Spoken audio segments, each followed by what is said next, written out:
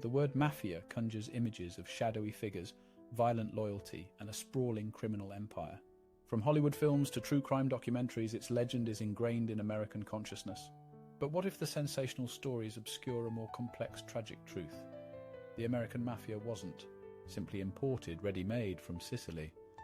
It was forged in the crucible of American poverty, discrimination, and desperate need. Its roots lie deep in the vast wave of Italian immigration. Between 1880 and 1920, over 4 million Italians left their homeland, a staggering exodus. Driven by crushing poverty, political instability, and overpopulation in southern Italy, they dreamed of l'America, a land of opportunity, freedom, and prosperity. Most were contadini, peasants from impoverished villages carrying little more than hope and the weight of centuries of hardship. They sailed across the Atlantic, often in steerage, enduring brutal conditions, all for a chance at a better life. But America was not always the promised land. They arrived in bustling, chaotic port cities like New York, New Orleans, and Chicago, met not with open arms, but often with suspicion and hostility.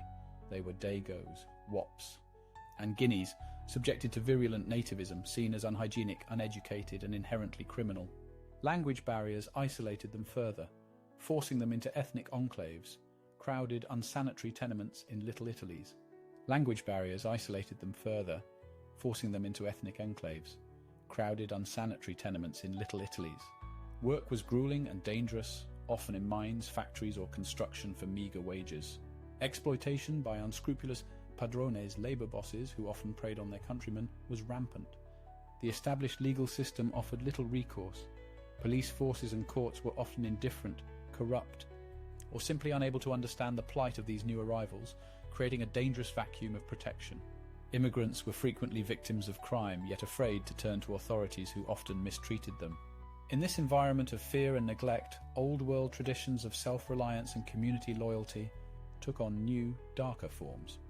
In southern Italy, where state authority was weak, families and local strongmen often provided the only real justice or protection. This informal system, sometimes associated with early Sicilian mafia, meaning boldness or swagger, was never a cohesive criminal organization, but rather a set of cultural responses to oppression. When these immigrants arrived in America, they brought these understandings with them.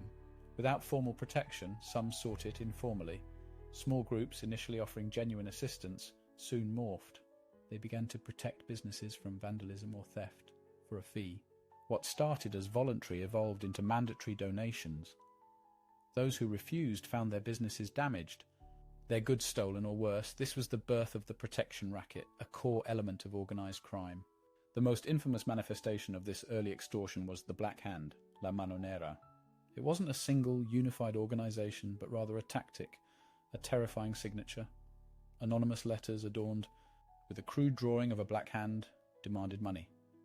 Threats of violence, kidnapping, or bombing accompanied these demands. Fear gripped Italian communities. These early groups operated locally, preying on their own, often small-time criminals exploiting desperation. Beyond extortion, these nascent criminal enterprises engaged in other ventures: illegal gambling, loan sharking at exorbitant rates, and eventually the smuggling of alcohol and other contraband. They leveraged their ties within the community, their secrecy, and their willingness to use violence to enforce their will. They provided a perverse form of order in the chaotic immigrant ghettos, often settling disputes outside the law. These were the humble, desperate beginnings, not the sophisticated, centralized power structure often imagined. It was a fragmented landscape of small-time operators, taking advantage of a desperate and neglected populace. The fertile ground of immigrant suffering, combined with the failures of American society to integrate and protect these new arrivals, allowed these seeds of crime to take root. They provided a dark solution to a desperate problem. The American Mafia, therefore, wasn't imported. It was an insidious, tragic American product, born from poverty, sustained by fear, and solidified by the very conditions that were supposed to build a land of opportunity. This early period, before Prohibition, laid the groundwork. The stage was set for these fragmented, criminal groups to seize an unprecedented opportunity, transforming into the formidable, nationwide criminal empire we recognize today.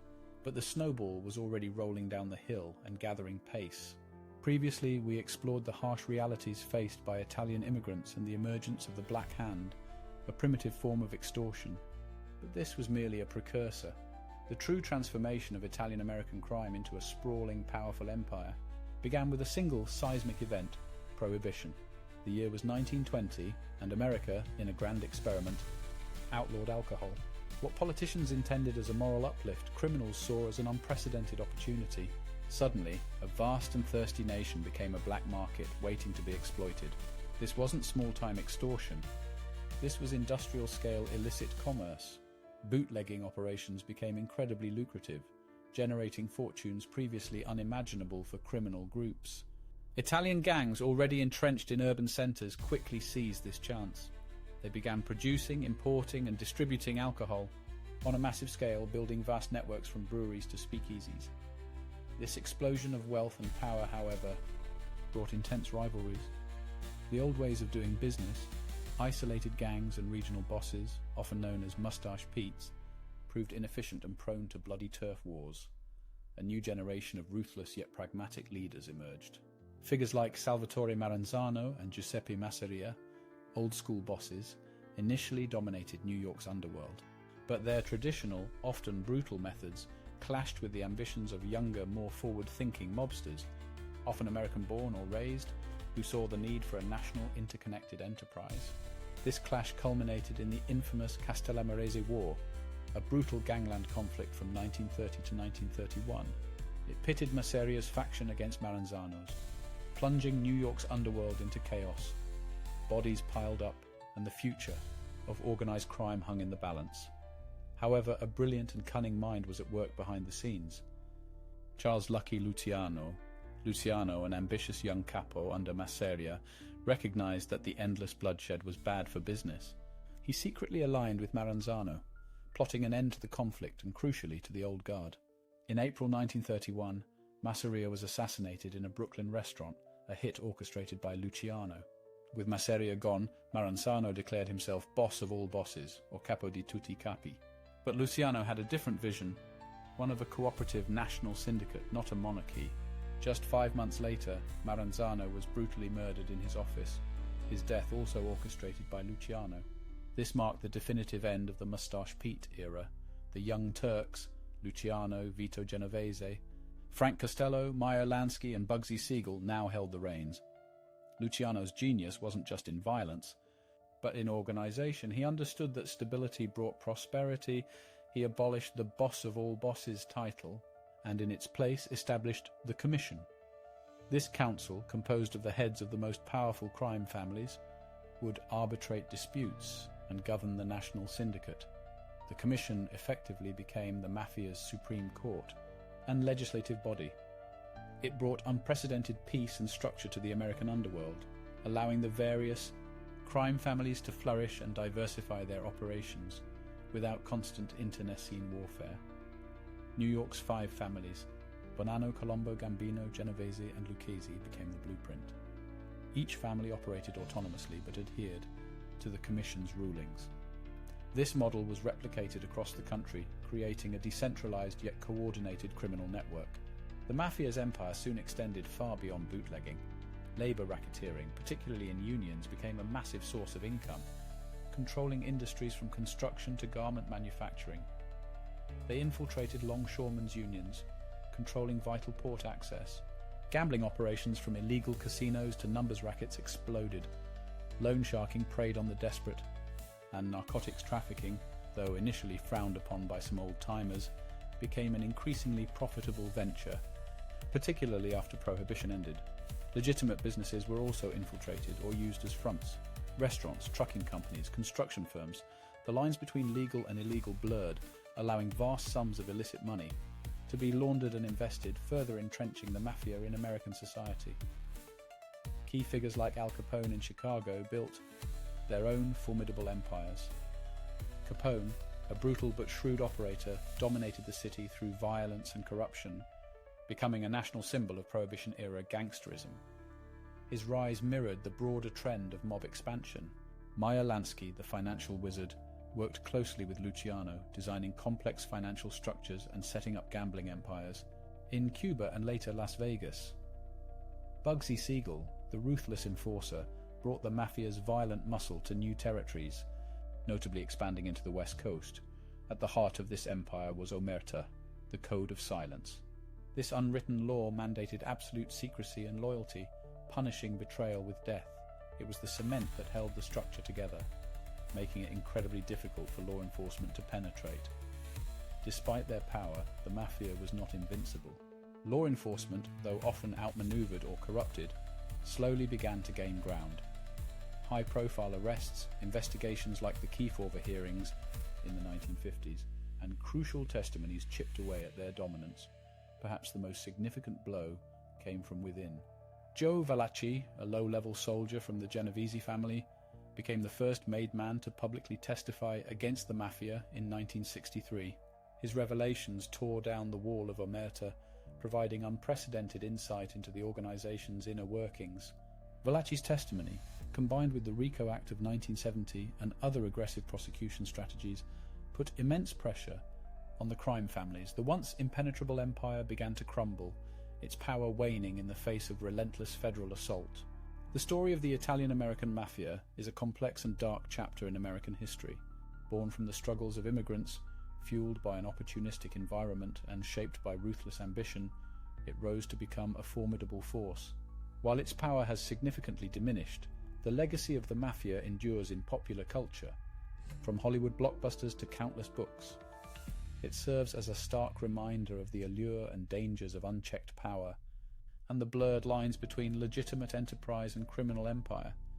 It's a story of how a desperate few, through violence, organization, and a twisted sense of loyalty, managed to build an empire that cast a long shadow over the American landscape for decades.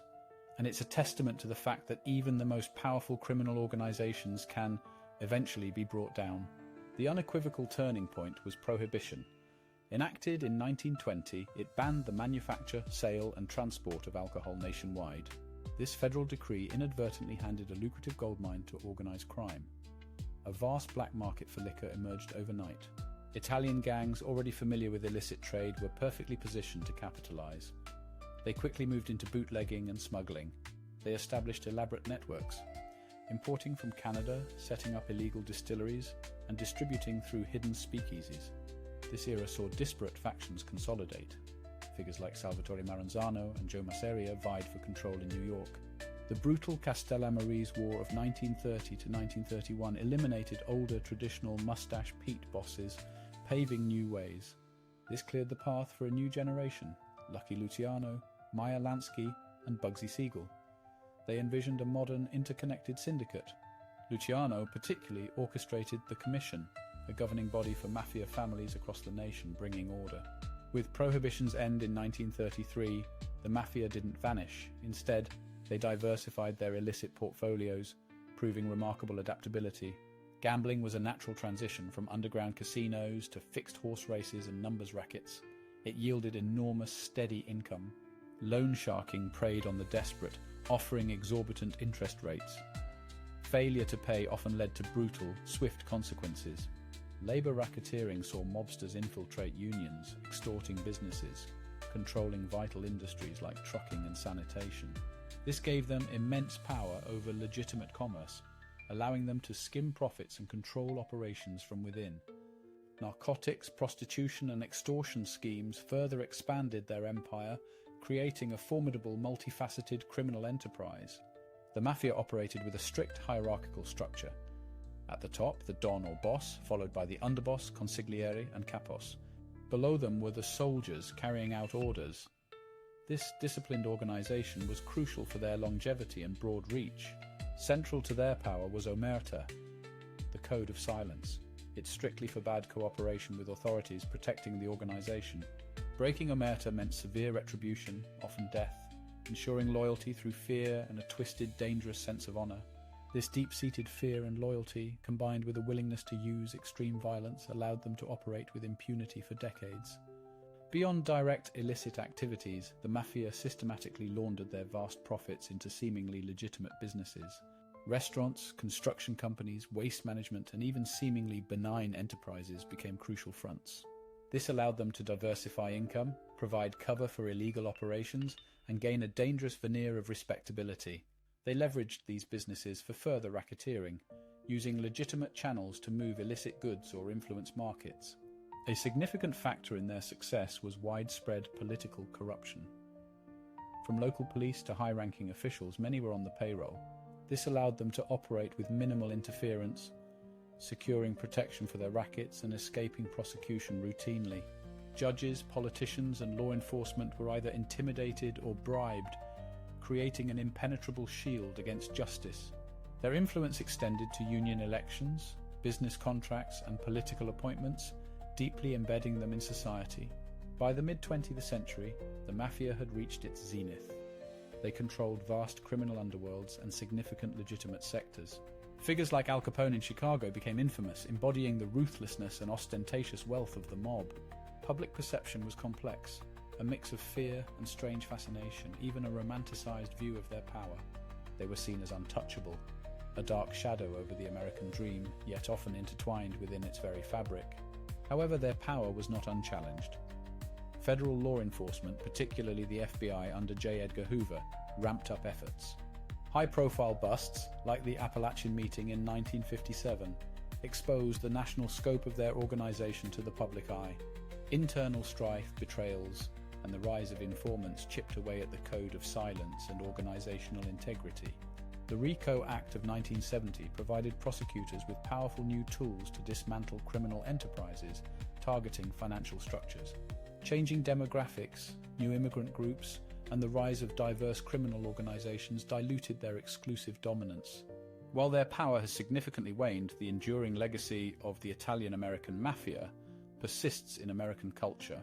They reshaped American law enforcement, leading to the creation of specialized task forces and powerful new legal frameworks. Their story is ingrained in popular culture, from Hollywood blockbusters to countless books, often romanticizing their violent history.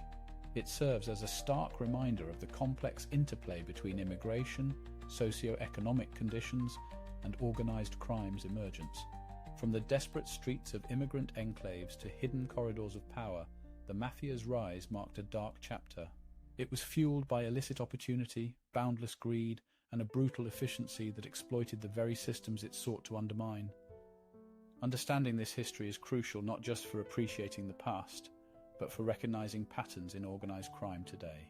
The lessons learned from the Mafia's empire continue to inform global law enforcement strategies against organized crime.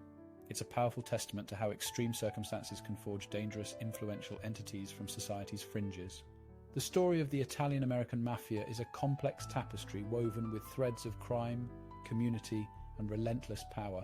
The repeal of prohibition in 1933 presented a monumental challenge for these criminal syndicates. The rivers of illicit alcohol money suddenly dried up, threatening to dismantle their vast networks. But rather than collapsing, the Mafia, with cunning and ruthlessness, pivoted, demonstrating a remarkable capacity for adaptation. With the end of prohibition, the Mafia diversified its criminal portfolio. They expanded aggressively into new lucrative rackets, including illegal gambling, loan sharking, and the burgeoning drug trade. Casinos, both overt and clandestine, became new gold mines. Numbers games, policy rackets, and backroom card games thrived, preying on the hopes and desperations of ordinary citizens. Loan sharking, with its exorbitant interest rates and brutal enforcement, ensnared countless desperate individuals and small businesses. Meanwhile, the nascent heroin trade, often facilitated by international connections, offered unprecedented profits, laying the groundwork for a future epidemic. One of the most significant developments was the formalization of the Commission. Under the shrewd leadership of figures like Lucky Luciano, Vito Genovese, and Frank Costello, the National Crime Syndicate transformed. The Commission served as a governing body, a sort of Mafia United Nations, designed to mediate disputes, prevent open warfare, and ensure harmonious operation among the various crime families across the country. This sophisticated structure brought an unprecedented level of stability and efficiency to their operations, allowing them to coordinate large-scale criminal enterprises with reduced internal conflict. Labor racketeering also became a cornerstone of their new empire.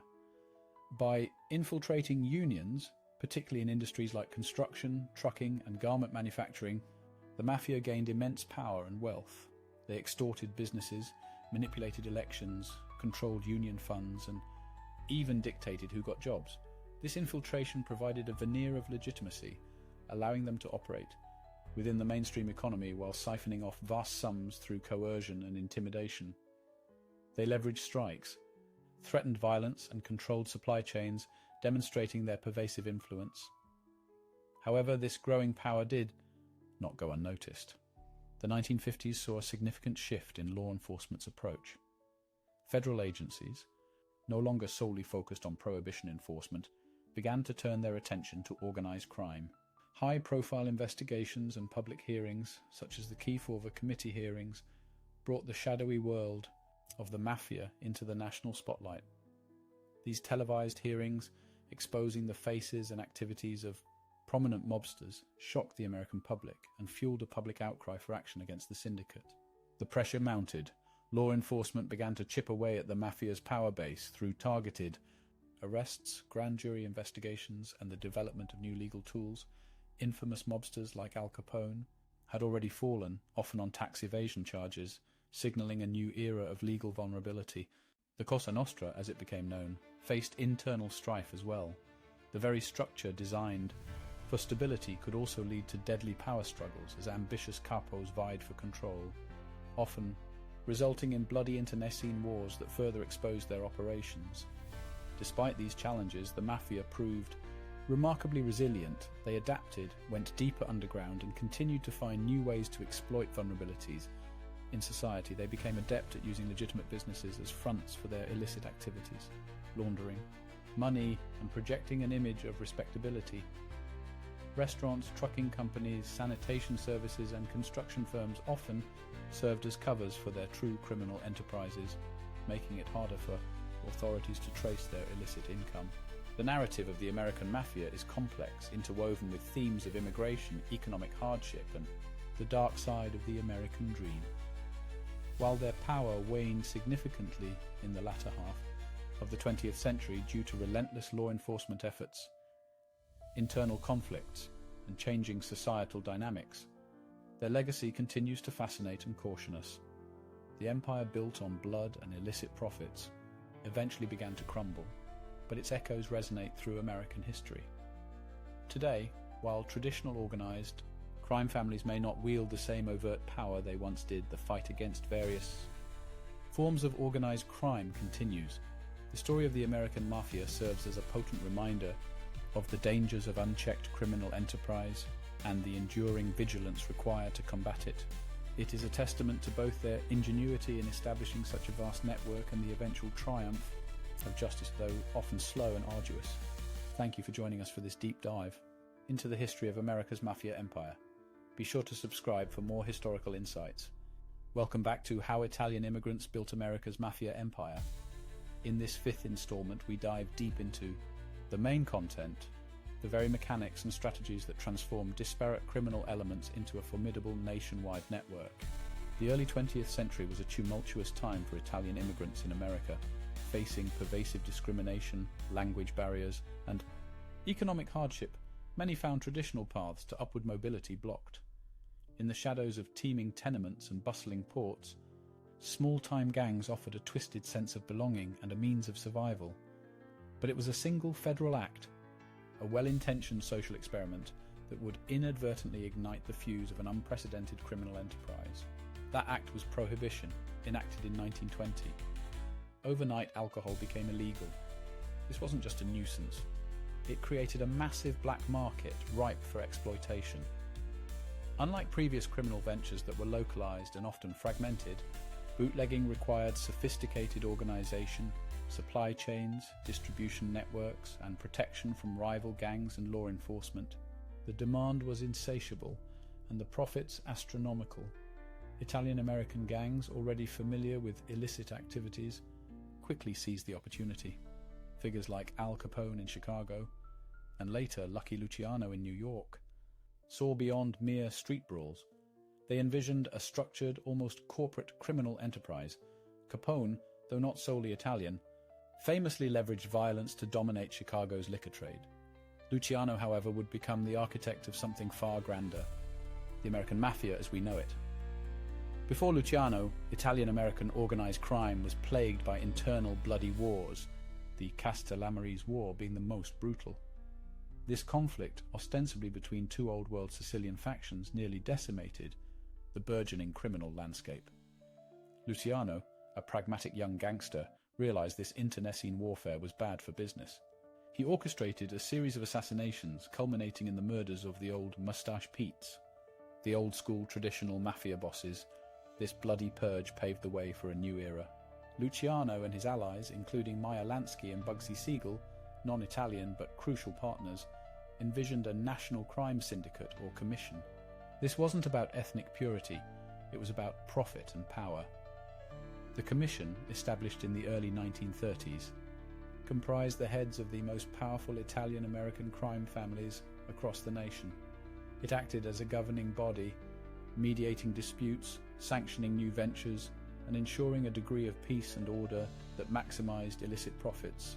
The newfound stability allowed the Mafia to diversify beyond bootlegging, which inevitably ended with Prohibition's repeal. They moved into gambling, operating illegal casinos, numbers rackets, and sports betting.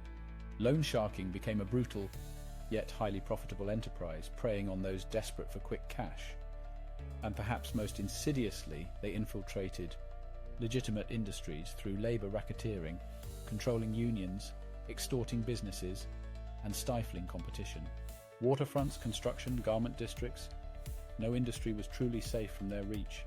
Their power wasn't just economic, it was political. Corruption became their silent partner. Politicians, judges, and even police officers were bought, intimidated, or both.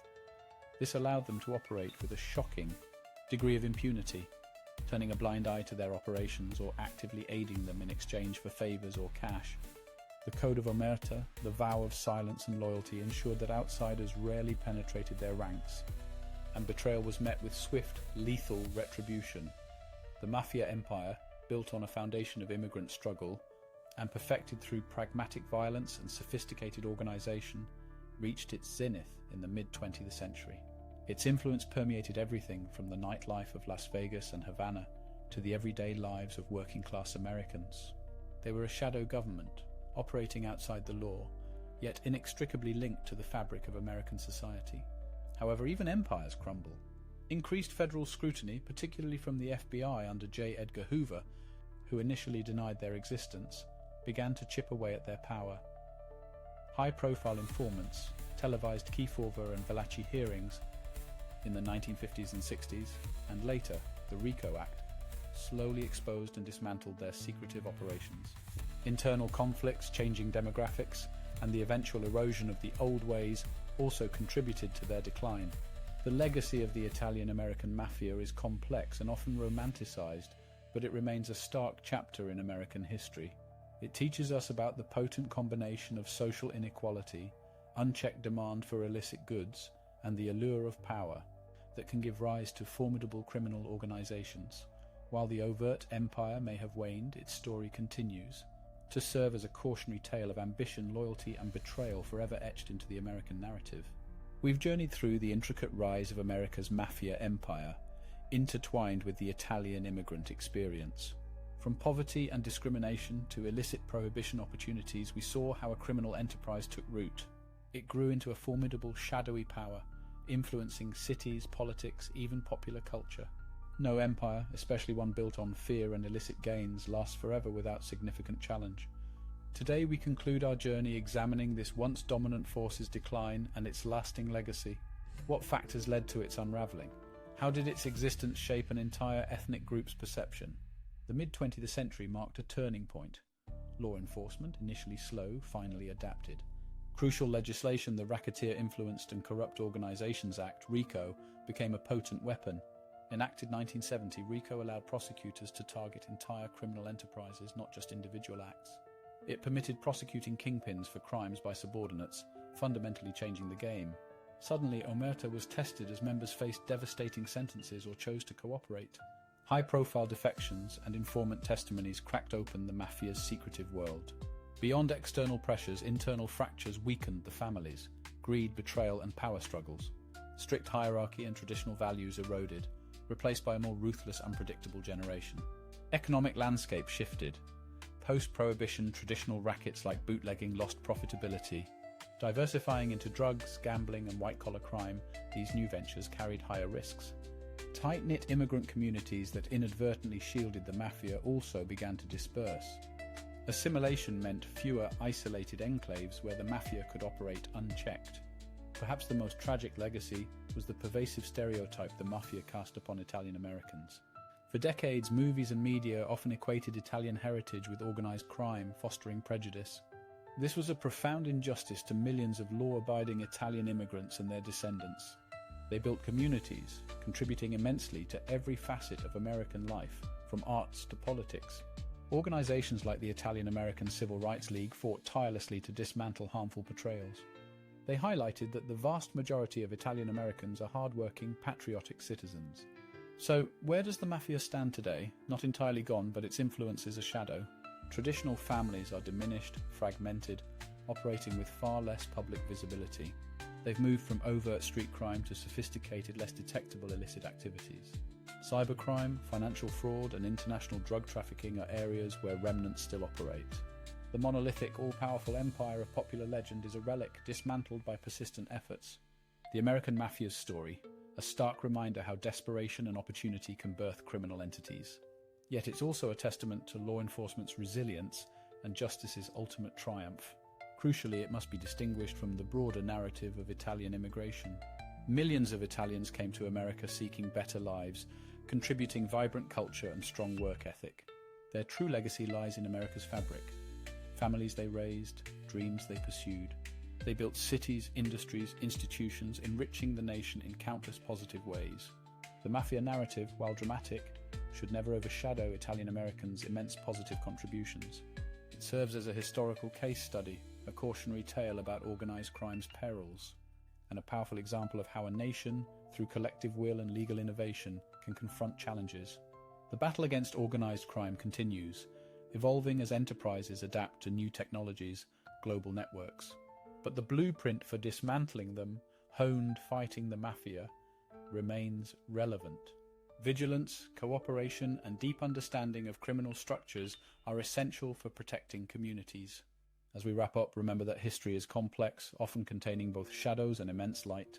The Mafia empire was a shadow, far from the full picture of the Italian-American journey.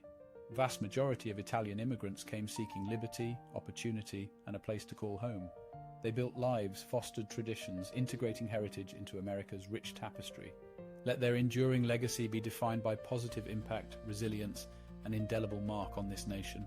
The Mafia story is a chapter, but Italian-American's story is an entire glorious volume. Thank you for joining us on this exploration of complex, controversial American history.